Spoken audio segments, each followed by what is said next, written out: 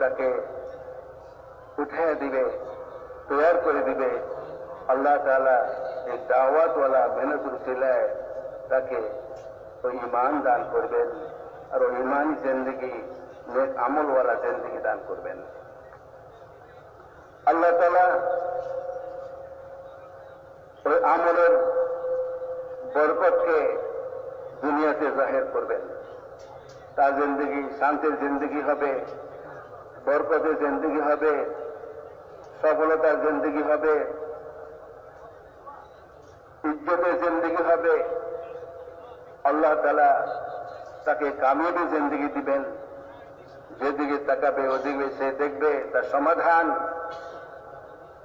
ঘরের দিকে তাকাবে সে ঈমানের বুনিয়াদের উপরে আমল বানাইছে, ঈমানি আমাল। আল্লাহ তার ঘরের জিন্দেগিতে শান্তি, রহমত, বরকত দান করবেন। আওলাদের দিকে তাকাবে, বিবির দিকে তাকাবে, সে দেখবে আমার কোনো সমস্যা নাই, সে শান্তি লাভ করবে, খুশি হয়ে যাবে।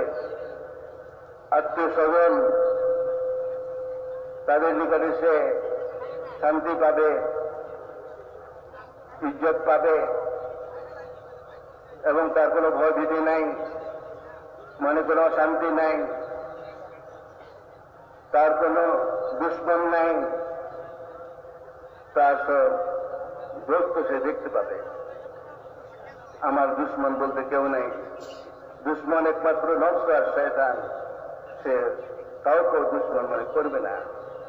এই জন্য যে আল্লাহ তাআলা তাকে সেই ঈমানি জিন্দেগি, নেক আমলওয়ালা জিন্দেগি দান করেছেন।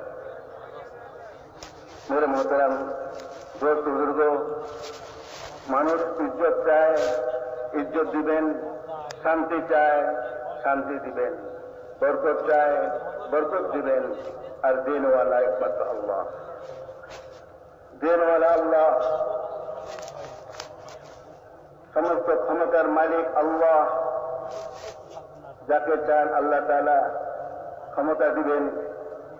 আর যখন লোকের আমল ভালো হয়ে যাবে, তখন আল্লাহ তাআলা ভালো ক্ষমতাওয়ালাকে ক্ষমতার মধ্যে বহাল করবেন। তাদের জন্য এই ক্ষমতাওয়ালা শান্তির উছিলা হয়ে যাবে, অশান্তি থেকে তাদেরকে রেহাই দান করবে।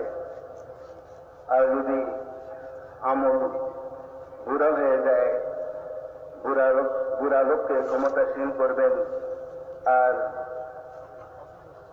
সমস্যাগত জিন্দেগিতে এক অশান্তির কারণ হয়ে যাবে। মোহতারাম দোস্ত,